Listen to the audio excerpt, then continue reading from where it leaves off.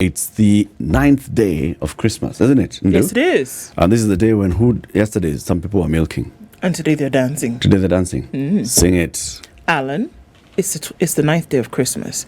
And on the 9th day of Christmas, my true love sent to me 9 ladies dancing, 8 maids a milking, 7 swans a swimming, 6 geese a laying, 5 golden rings, 4 calling birds, 3 French hens, 2 turtle doves, and a partridge in a pear tree. On the 2nd day of Christmas. But you said it very well.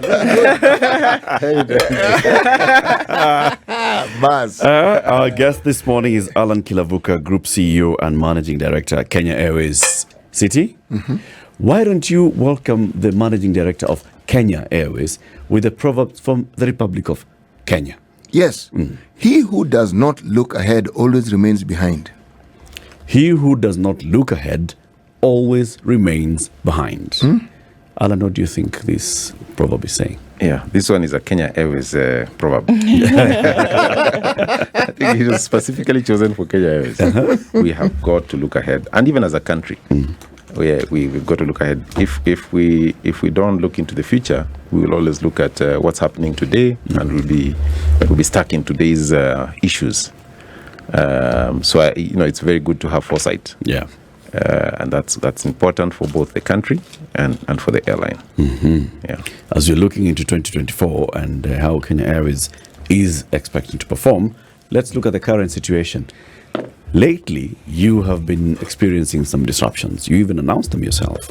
You inked it and said this is attributed to, one, your service schedules and lack of spare parts, and also there have been reports of crew shortages.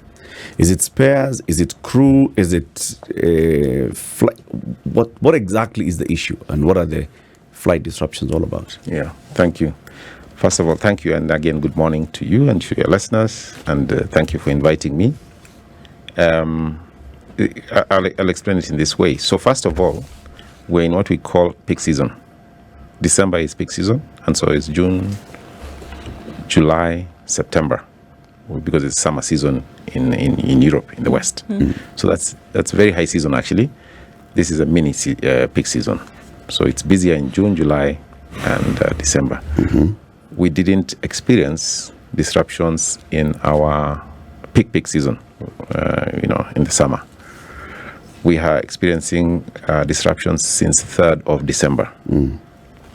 The primary cause of those delays on the 3rd of December was we had some aircraft. We only have 30-odd aircraft, which is actually quite small in the scheme of things.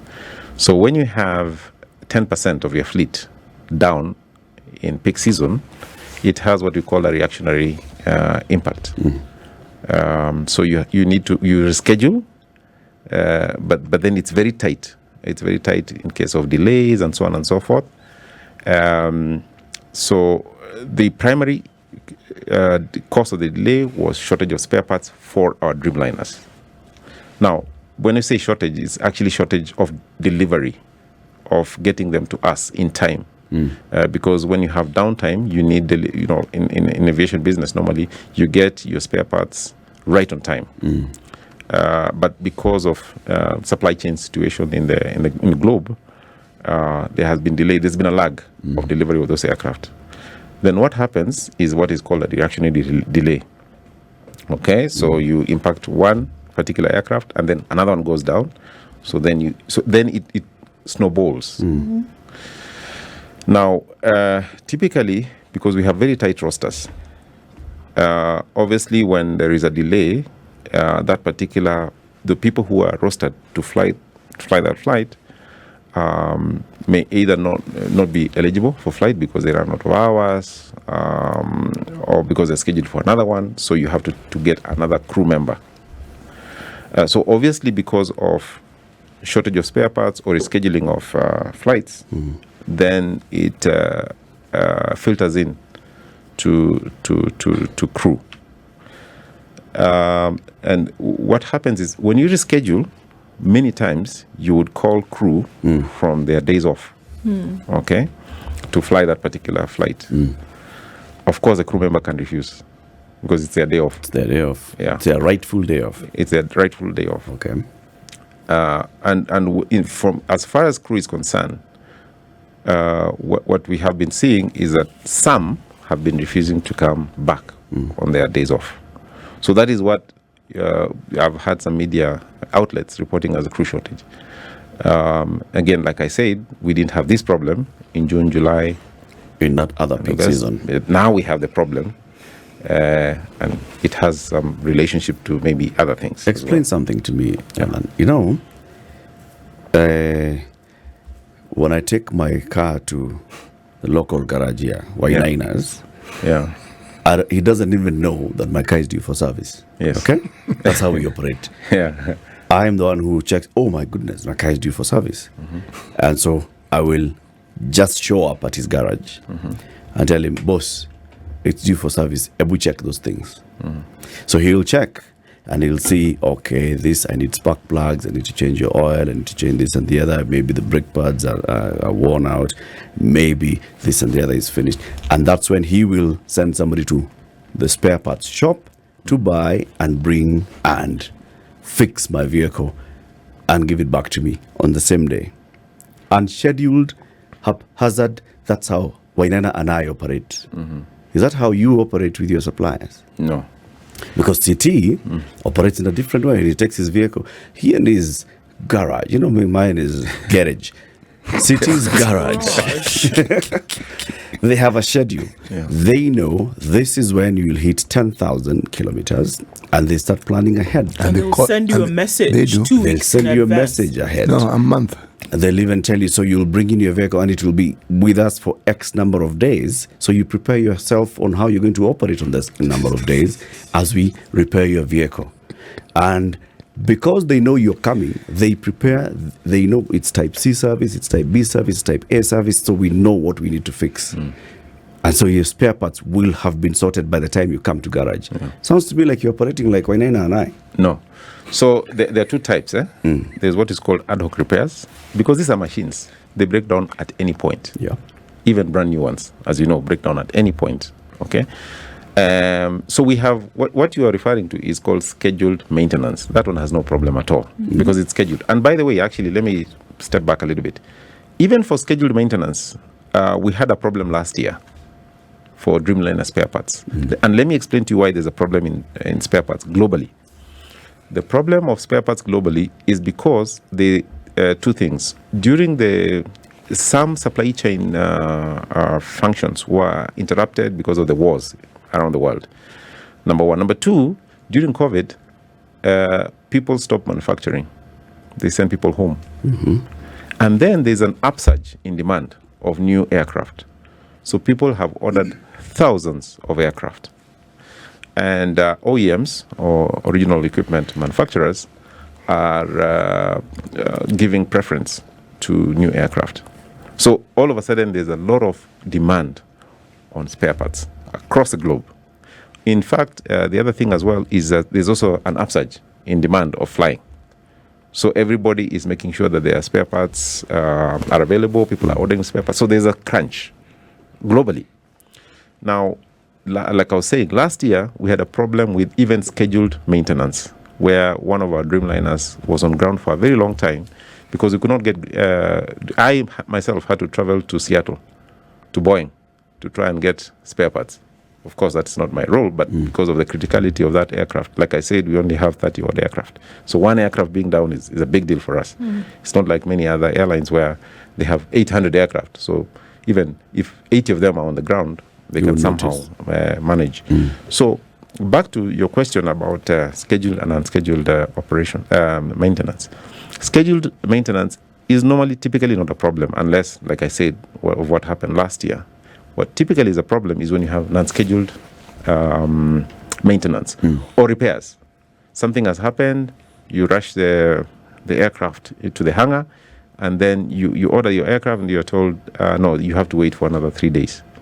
3 days, your spare part has not arrived. So, it extends and so on and so forth. In the meantime, your tight network is tightening even further. So that is exactly what is happening. So it's not a planning problem. It's not a planning problem. Your planning is on point. Our planning is on point. Completely on point. Actually, what happens in many airlines is that they typically have what is called a redundant aircraft, which rescues you when you have this kind of tightness. Okay. The problem is that we're in peak season, so we don't have a redundancy. Okay, so and we're saying that the reason why we do not see this replicated across the world with other aircraft, other airlines rather, is because they have excess in terms of fleet. So we're dealing with a compounded problem here that Kenya Airways, number one, does not have enough in terms of fleet. That's a historic problem, and then now met with this crunch of availability of spare parts, and then also being thrown into peak season at the same time. That's what's causing, and that's why you would not, for example, go north and find the problem with one of your close competitor airlines here. Yes. That's the reason why flying another aircraft, you would not see the delays, you would Correct. not see the crunches that we're talking about. Yes, that is completely correct. And in fact, in addition to what you said, so those statements are correct. In addition to what you've said, is in fact, if you go to smaller airlines, and I'm not going to mention them, you will see that they're having similar challenges, especially during peak. Okay. Yeah. All right. So, Alan, based on that, if we came out of peak season, January, February, towards the end of January, then now the seasons are essentially we're coming off of that holiday high. Would we see the same situation with as much severity? Or essentially what you're saying is that we will then not see the problems that we are seeing now occurring mid-February, for example? Yes. In fact, to answer that question, let me even give you a practical illustration of what happened from beginning of this year. So remember what I said is that last year we experienced some shortages in December. We had an aircraft that was on the ground for a very long time because it was undergoing a C-check. And then beginning January, we had, now just to your question, we had a very low, what we call on-time performance. It was 58% beginning of this year. Now, beginning of this year, on top of the issue of lack of spare parts, we also needed to sort out our operations as well, back to how planning better and so on and so forth. That's why we had a 58% on-time performance. By May of this year, that performance had gone to 84%. And we have maintained 84% on-time performance all the way until November. Now, November is where now we had these 3 aircraft on the ground and then the ripple effect that I have just explained. So if you look at our performance, and many people have testified this, from May to November of this year, it was world-class, because 84% is world-class performance. Okay. Okay?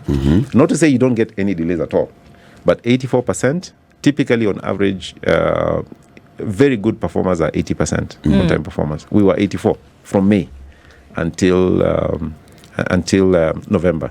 The problem started on the 3rd of December. So indeed, it is true that next year going forward, we don't expect to have these kind of issues. Just for purposes of clarification, when we talk about on-time performance, essentially we're talking about if your flight is at 8:40, it leaves at 8:40. Yeah. And if it's supposed to land in Ouagadougou at 2 p.m., it is going to land at 2 p.m. and we're not going to be. That's what we're talking about. Yeah. In aviation, we normally give a 15 minutes allowance. So it's 0 minutes and 15 minutes. Okay. So at 0 minutes, we were 80%. At 15 minutes, we were 84%. Do you have a shortage of staff at Kenya Airways in any department? The short answer is no. We don't have a shortage. But, of course, we are growing. Of course, we're increasing frequencies. There would be, in peak season, there will be more demand on staff than in low season. So if you even it out, the answer is no. We don't have a shortage of staff. But we are growing and we're increasing frequencies. And as we grow and as we increase frequencies, we increase the number of staff as well. Because you've talked about having this problem with pilots. You're having to call pilots on their off days to come back to work. Pilots are complaining they have not even been able to take their annual leave. Pilots wrote to you the other day, the Association of Airline Pilots of Kenya, and they said, we're raising serious concerns about safety. There is some serious fatigue on the KQ pilots because we are working on our off days. We are extending our hours. We are basically just running on the line that is internationally allowable for flying hours. Yeah. If you don't have a shortage, why would you be calling somebody on their day off? Okay. So in fact, you see, that's the issue. They wrote to me, and then I don't know how this letter has gotten to the press. And that's it's another very, problem. It was CC'd to stakeholders. Because it's supposed to be a letter to me, and then it ends up in even I see it on Twitter and so on and so forth. Anyway, that aside, So now that you brought up the issue, I need to first of all, from a safety point of view, in my mind, it's completely responsible for the union to raise that kind of matter in that way.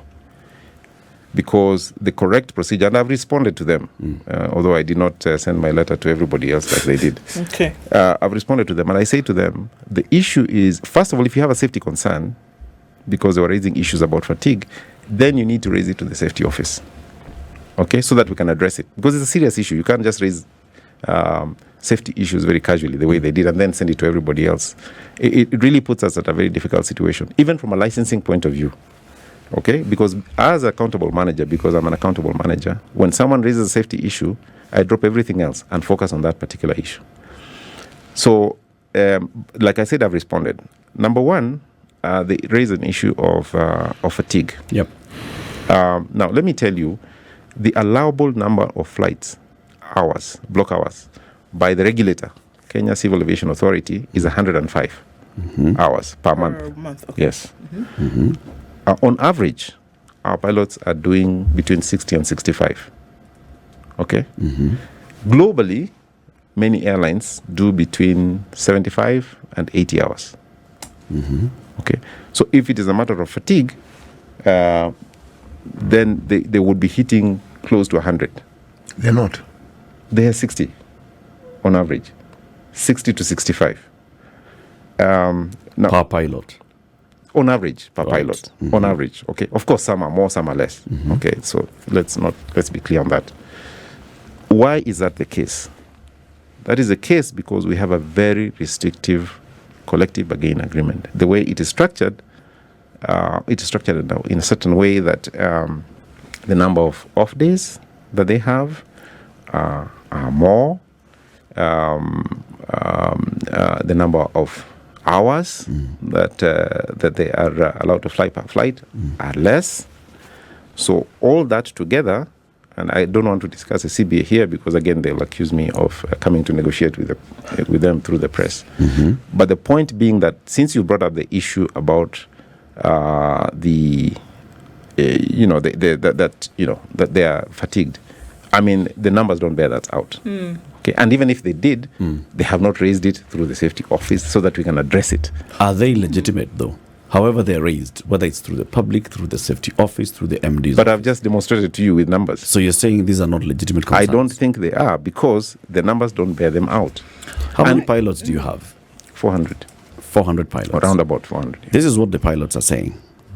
That in addition to what they've raised above, this is the serious fatigue levels because of unrealistic network schedules, expectation of the same to be sustained by reduced pilot numbers. In addition to those, the lethargic rate of pilot training has seen only few newly hired pilots check out over the last 4 years. That is testament to the inadequate and ineffective attempt towards addressing the perennially severe pilot shortage affecting Kenya Airways. This, coupled with the ongoing attrition, which has seen a number of pilots tender their resignation within the last month, has perpetuated the strain on pilots, contributing to the heightened fatigue levels presently being witnessed within the organization. So, you have over 500 or so pilots. How many? 400. 400. How many should you have optimally? Number two, is it true that there are many pilots who have resigned in the last month, in the last quarter? And how are you replacing them? So, like any other, let me start with the last question about attrition. It is indeed true some pilots have left, but so have some cabin crew have left, some managers have left, and so on and so forth. It's attrition. We don't want them to leave because pilots are valuable. You know, we spend a lot of money to train them. They are very specialized in what they do, so we don't want them to leave. So we'd like to keep them as much as possible. The the assertion, the fact that letter, I'm surprised that it's doing its round. That letter had said, maybe you haven't read, that we had only checked out four pilots, which is completely not true. First of all, what we have been doing is promoting first officers to captains, promoting, because there's a seniority system within the CBA that, so you have to move up and then the other one moves up and so on and so forth. So today, in my remembrance, we have over 20 new, what we call second officers, which have either undergone training or undergoing training. We are doing more. 35 are on the cards. Yes, it does take a long time to take them through, but I think it would be unfair to call it lethargic because it is strict. We want to make sure that the pilots we are taking on board have the qualification and that they can fly our aircraft just the way our current pilots are flying, by the way, which are, as you know, they are very good. Our pilots are really good. So we want them to be just as good as the pilots. We don't want to drop the standards. But to say there are only 4 is to be very disingenuous. How many have there been? So far, 27. So 27 Yeah. newly... second officers. Second officers. Because they start from the bottom, then they come up. Has this been the same across the years? No. Or was there a change? Are you training more now or are you training less now? So what happened? Okay, so first of all, we have to deal with it in 2 ways. First, we have to improve the productivity of our pilots, and that is a fact. If we don't improve our productivity of our pilots, we'll always have this crunch. We'll always have complaints about, calling people off days and so on and so forth. We have to improve it from 60 hours per month to something a little bit more palatable. And the only way to do that is to address it on on our CBA. Okay. Secondly, another thing that we have to do is continuously recruit pilots because we are growing. Now, you asked about the past. The past, let me talk about from when I took over in 2020. When I took over in 2020, as you know, we had stopped flying. The biggest thing that we did 2 things. So first, we asked the pilots who are nearing retirement if they are interested in leaving. So we had a few of them leaving. I think it was not more than 5 of them. Then we had some second officers who were undergoing training. So we said, we will not induct you into the airline for now until we start flying. And that's exactly what we've done. Those ones were 21 second officers. So those are the ones that we called first and said, now you can come back. So then, of course, we took them through their training again and so on, and then inducted them into the airline. And then we did advertise, as you saw that as advertising. And in advertising, we screen them. There's a big process of screening them to make sure, like I said, we get the right quality of pilots and then induct them into the airline. So we'll continue doing that for 2 reasons. One, because we want to grow the ambitions, and I'm looking forward to talking about 2024. But it is important for us to address what we have today. So we continuously recruit. Like I said, 35 of them are waiting on the wings. As soon as we finish the whole process, again, they'll be inducted. And then, of course, like you rightly said, some of them will leave. We know that. We know some of them will leave. It's normal for any organization to lose about between 5 to 10% of your staff. So we will lose some of them, regrettably. We will continue with this training program because of our growth strategy and because to stem attrition. Our topic for today, we had promoted it and said, will Kenya Airways chart a course in 2024? Somebody, after we shared it on social media, said, it should be more like, will KQ be able to land in 2023? But then if you look back into the year, early in the year when he spoke to you, you said the things that you're doing, making an operation a lean and more efficient operation, and all the measures that you're putting in place were to bring it back to profitability. Then you announced an operating profit. Okay? But then you said, all these other challenges are what's still bogging you down. Since then, you've even gone to Parliament and told Parliament, you see the way the shilling is behaving. Every day the shilling behaves the way it behaves, it impacts on our profitability as an organization. So where are you going into 2024? Thank you. This is my pet because what was it? What was that? Future. He who does not look ahead always remains behind. Good. Allan wants to look ahead. He does not look ahead, always looks behind. Okay? Now, but can you allow me just to say one thing? I wish that we as Kenyans generally were a little bit more optimistic. I wish we as Kenyans were love ourselves a little bit more and stop using very derogatory languages against our own institutions, our own leaders, our own people. I think we don't do ourselves any favors. I said it before.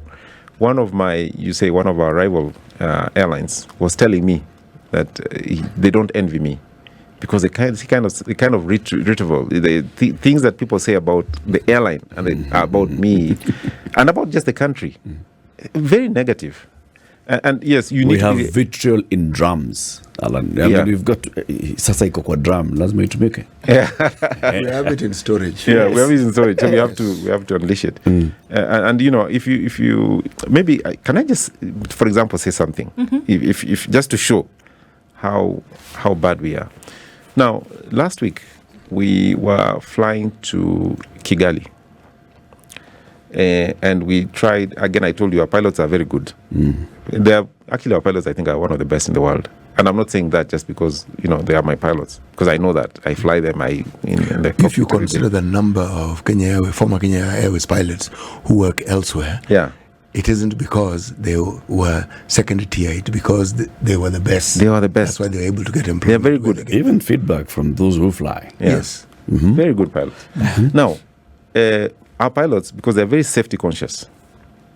So when they were trying to fly into Kigali, they couldn't land because it was completely misty. So they flew back. And then when they were told the weather had cleared, they did a second attempt. But again, because of safety consciousness, they said they could not fly. At the same time, Rwanda issued a statement that said, actually, we are going to delay our flights, we are not even going to land, and so on. Now, you would have thought that Kenyans would say, good job, Kenya Airways, for not risking lives of people. But instead, the kind of bile we got. Can't even fly in mist. Yes, you can't even fly in mist. What's wrong with you? Don't you have Why can't you even have more headlights on your Washata. Oh, goodness. Fog lights. I mean, it's completely unreasonable if you think about it. And we had a similar situation again when we were trying to land in, we were diverted. We were going to Harare. We were diverted to Lusaka. Why? Because an aircraft of one of our rivals was stuck on the runway. So, of course, you could not land. Again, similar thing. What is wrong with you? Why are you taking us to Lusaka? Why are you not taking us to Harare where you had said you were going to take us? And so on and so forth. I'm just illustrating that we are in such a tight spot when it comes to responding to Kenyans. But now let's look ahead. So yes, we've been working hard, and actually fruits are bearing. We announced an operating profit this year. By June or half of the year, we think we'll have an operating profit also towards the end of the year, if all goes well. The problem we have is our financing cost. And that problem of financing cost can only be solved in one way, recapitalizing the business. There is nothing else you can do. So if you don't recapitalize the business, in other words, if there's no more fresh capital into the business, what will happen is that we will continue this way for many, many years. And we hope that we continue in the same trajectory, probably 10 years, so that we can claw back all this negativity that we have in our balance sheet. But the fastest way to do this is to recapitalize the business, to put fresh capital into the business for two reasons, so that you can do away with your debt, and then you have more money for investment. So that is what we're going to be focusing on. We're calling it KFARO 2 next year. We've already started, actually, looking for fresh capital. Many airlines, many of our rival airlines, what they do, they go to their governments, and the government gives them fresh capital. We don't have that option because government wants to privatize, or not to privatize, but to have private capital coming into the airline. Yeah. And if you look at the fundamentals of Kenya Airways, they are very, very strong. They are very compelling. That is why we are very confident that we'll get this fresh capital. Okay, we'll do a roadshow starting next year. We're about to appoint a financial advisor who will help us in this way. We hope to get over $1 billion dollars. It's a lot of money even for the country, actually, because there will be fresh capital into the country. So once we get this money, we will have to redeem our loans, and then we will use it for also expansion. What would that look like? Are we saying that we are selling Kenya Airways to private investors? Yeah. So it's not, maybe sell is, so we are selling some shares of Kenya Airways into investor, because what will typically happen, and we of course, I don't want to divulge so much because it depends on how we negotiate with the person, but we will increase the shares of the company. Yeah. The government will still need to do some action in terms of restructuring how the money that they've given us to make us more attractive, and then we'll invite this external investor. So this will be a new investor, or maybe the existing ones if they want to expand. But the idea is to bring fresh capital into the business. And by the way, you know what? We've not had fresh capital in the business for a very long time. Even Mawingu, when we were doing Mawingu, we didn't bring fresh capital. What we did is we brought in fresh debt. So now what we need is fresh capital, because fresh capital is cheaper than debt. And for us, we need quite a lot of money because we are an airline. Airlines need a lot of capital. How far along the road is this conversation? You've said you've appointed a transaction advisor. Yeah. Then what are the next stages? The next stages is roadshows to go, and they're very targeted to specific suitable investors. Okay. And by the way, in fact, I'm saying that as if we already started doing that anyway. I think you saw that last year the president spoke to Delta. Yep. It's public knowledge, so I can say it that way. Yeah. I also had opportunity to visit some potential investors in the Middle East, in China. We went with the CS. I think he said it here as well in the studio. I had him saying that. So we've already started that. But in tandem with that is now to get a formal process around the financial advisor who will help us now structure it properly and then move it along. Now, what we do hope is that by September next year, we will have a very clear idea who this person is or who these people are, because they could be a consortium, and then hopefully consummate or complete the transaction by end of the year next year. Okay. So essentially, what would that mean? I mean, yes, you talk about sorting out debt, which is a huge thing. It has been the bane of KQ's existence for some time now. When we're talking about just the debt that's owed, and that is what now chokes the airline, and then you're not able to operate at optimal levels, right? So one of those things is sorting out debt. Are we then looking at, obviously, the procurement of aircraft? Yes. Increased hiring? What happens with those processes? Yes. A good point. So completely correct. First thing is to deal with the debt situation. Then the next point is expansion. But we're calling it measured expansion. You don't want to overheat. Okay. You don't want to bring in so many aircraft, and then all of a sudden you have to excess capacity. But we have a plan for the next 5 years. Today we fly to about 45 destinations. In the next 5 years, we'll have expanded that to 80 destinations through a control process. Okay. So yes, we need more aircraft, both buying and leasing, and that's why we'll need the capital for that. We have some interesting projects that we want to roll out that will support or augment the airline. So for example, for the longest time, we have talked about a hotel, a KQ hotel. Why is that important? Is because we spend so much money when it comes to disruption. In addition to that, we also have a lot of airlines who would want to use their crew when they're laying over into Nairobi. They can use our hotel. In addition, we have a training facility here. Our training facility also accommodates other people from outside Kenya. So instead of sending them everywhere in the hotels, we can put them in our hotel and they can train there. Which is again the other thing. We need to expand our training facility to offer more courses. That will be a very profitable venture going forward. Again, it will support feeding the airline with the trained personnel. Then we have our technical area as well, expanding technical, MRO, again, to have more services. For example, we don't do engine overhauls here. That's the next thing that we want to start doing. Okay, so I know we're looking forward, and I think it's extremely important. But then sometimes when you do look forward, it's necessary to look at what got us into trouble at some point. Again, leading on the debt, what's the guarantee? I mean, you've stated previously the issues that got Kenya Airways into the kind of debt that it's experiencing today. What's to guarantee? Because it sounds like you're pretty positive about the new funding that will come in. But what's to guarantee that we'll not get back into that debt trap futurely? Yeah, I mentioned the word controlled expansion. That is exactly why we're calling it a controlled expansion. Because we could go crazy and say, we're going to bring in 100 aircraft. I mean, how are we going to get 100 aircraft in? You'd have to go for debt. So we have to control it in such a way that you can only absorb the debt that you'll be able to pay back, and you don't end up in the situation that we are in today. That's why we're calling it control. The other way we're doing it as well is use partners. Okay, so we cannot fly everywhere.